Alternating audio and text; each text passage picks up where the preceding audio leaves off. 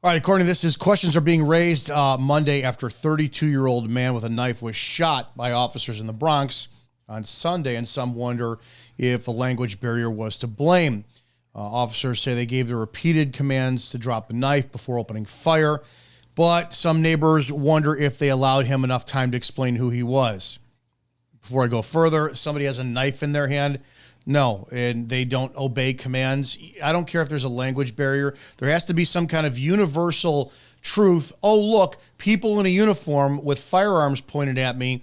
I see a shiny badge. I'm holding a knife. I need to drop it. I need to not step forward. I need to not do whatever. I need to not say, listen, I'm just making a sandwich, or I'm trying to cut, the ropes off of my kid who's autoerotic asphyxiation is strangled by the door. I don't care what the circumstance is. Immediately drop it and go, no, man, that's all we have. Drop the knife. Boom. It costs nothing, no time whatsoever to open your hands up. Language barrier? No, doesn't matter. I think it's universal in any country. If you hear someone yelling with a gun pointed at you and they're wearing a uniform and you could easily identify them as a police officer, drop the knife. There's no excuse whatsoever. Not to mention the fact I've talked about it before. You have no idea how quickly it is to close the distance between you or the subject between themselves and you with a knife. That whole Dan Inosanto 21-foot rule it's a lie. It does, because it's subjective for where you start. You could be 100 feet away and someone can close the distance faster than you could draw, aim, and fire shots on an adrenaline dump scenario. What's your ground like? What's your area like? What's your ease of getting around for cover or concealment? It blows me away that people think, well, I can't just shoot him in the leg with a gun. Knife is far more dangerous than any other weapon out there as far as I'm concerned. It has prompted some residents to point out that officers should at least know some basics commands in Spanish. No, that's a moot point. It doesn't make a difference. Manos arriba, put your hands behind your back. Manos, that was always said, manos. You show me your hands. Right there. Hands, manos, hands. We knew that one right there. The police said he called 911 to report a burglar who wanted to steal his AC at his home. Before the police arrived, the man who held the knife and they shot was in the courtyard with a knife trying to confront the suspected thief. Again, you got to imagine, man, you're calling 911 to call the police and you got the thief holding at bay. You got to imagine at one point they show up, they're not going to know who's who. They're not, so it's got to be some time where the citizens go, we have a little bit of responsibility on our end to be common sense applicants when it comes down to our involvement with the police. But when the two female officers arrived, they shot the man holding the knife, the man who called 911. It is still under investigation by Deputy Chief Rohan D. Griffith, who spoke about the incidents at a news conference on Sunday. Let's take a look at this together and check it out. Bronx, we've got new video of an altercation between two men. It shows the moments just before one of those men was shot by police. The man shot was the guy who called the cops. With details from the Mott Haven section, here's Lucy Yang. A Ring camera captures the intense moment. A police officer opens fire. Immediately, she radios that shots have been fired, and the lobby fills with backup. But let's start at the beginning. Sunday night around 5:40, a 32-year-old resident of this building in the South Bronx calls 911 to report someone stealing his air conditioner. He doesn't speak English. A Spanish translator handles the call. Two female officers respond to East 148th Street. 44 seconds later, we're told one of them fires twice, striking the man in the torso. Authorities believe she shot the wrong man, the one who initially called 911 for help, except officials add he was also holding this large knife. Why they don't send a Spanish cop? If they send a Spanish cop, maybe that's not happen. Investigators insist the victim did not drop the knife as ordered. A heartbeat later, he is shot. Did a language barrier play a role here? One officer gave the male verbal commands telling him to wait, and also telling him to drop it, while also putting her hand up to motion for him to stop. Before police arrived, you can see the victim in the courtyard with the knife trying to confront the suspected thief. Moments later, the victim would be rushed to the hospital while the other man escapes. We're told the victim is from Mexico and sold flowers and vegetables here. Thankfully, the hospital... Stop sympathizing your shit with people like this. I'm not buying this at all. Good shoot, bad cop. It's as simple as that. A couple other things I want to point out. This is the whole female cop thing, maybe, just maybe. I'll armchair quarterback this all day long. If you don't know my story, I did have somebody who stuck a knife in my face. I didn't resort to my pistol because I couldn't. I didn't have enough distance between me and him. I backed up into a counter, and that was it. I was not able to get the distance to draw to open fire. I wound up disarming him. Number one, I want you to hear the audio of this and paint a scenario of why this is going to be an issue here. You respond, you show up to 911 call. Somebody's taken, my AC, and there's a language barrier. I do not know what the dispatch communication was, but when they walked in, you can see there was no real sense of, it didn't look like a sense of urgency when they walked in. I'm going to play this right here. Here's Lucy Yang. A Ring camera captures the intense moment. A police officer opens fire. Immediately. I want to go back to that for a second and the danger of what female cops are and the visual proof of it. But I want to start with the initial stages of them walking in.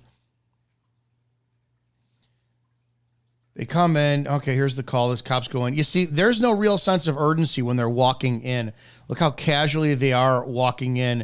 It doesn't sound like it sounded like it was a residential burglary in progress or robbery. Burglary in Illinois, burglary is no one's home and you're stealing it, but a robbery is if there was somebody on scene. So the potential of physical violence being executed in the process of a crime changes it from burglary to robbery. But we just watch. You just see them walking casually right in. All right. They got body cameras, so we'll check those out in a second. I want to go to this part. This is, again, female cops. I'm generalizing this statement. Female cops have to go.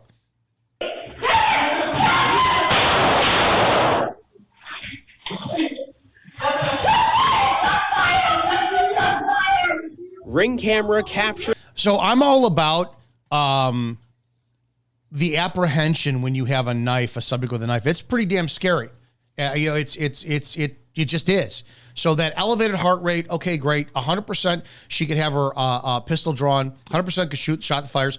Backs up. She's not given 20 different commands. Drop the knife, drop the knife, drop the knife, and then gaining distance, gaining it, like we see all the time with people. And then finally, 3 minutes later, 44 seconds, everything, and including her, it's fine. It's a good, lawful shoot. I have no problem with what she did. This is on the fault of the person who held the knife. That's it. It's black and white. Oh, it's an open and shut investigation. Language barrier wouldn't help. You're gonna tell me that we have 30 years later that officers still don't know manos la espalda. Put your hands hands behind your back. All this restaurant and police Spanish is coming back in my head right now. But the point being is, no, it's on the onus of the person who had the knife. The problem I have is the aftermath. If you look at it, yeah, she's scared. These women, if you look at how tall they are in relationship where the eye hole in the door is, that's one thing.